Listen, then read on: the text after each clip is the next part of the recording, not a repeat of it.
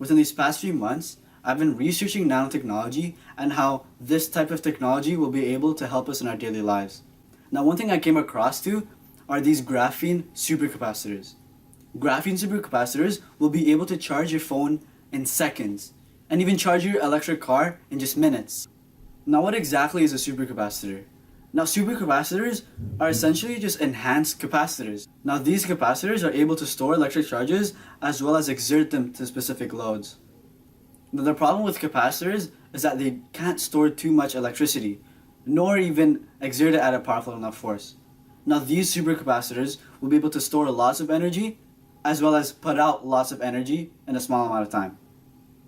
Since I've been researching into nanotechnology, I was able to find a way to incorporate graphene into these supercapacitors.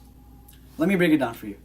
A graphene supercapacitor is essentially an enhanced supercapacitor.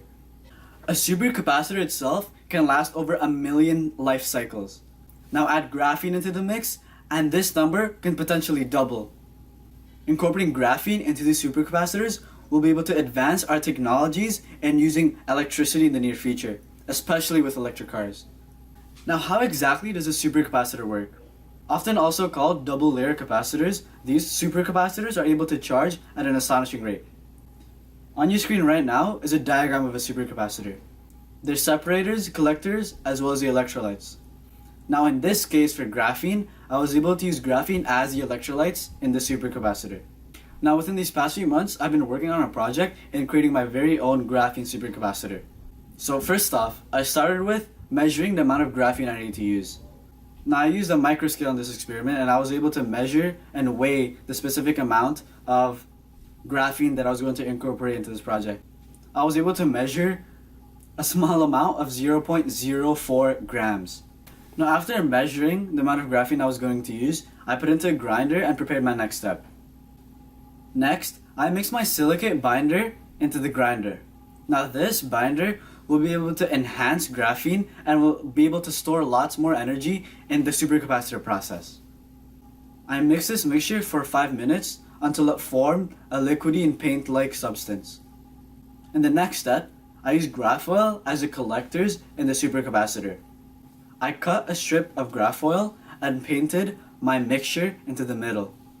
The paint on the graphene will act as the electrolytes inside the supercapacitor.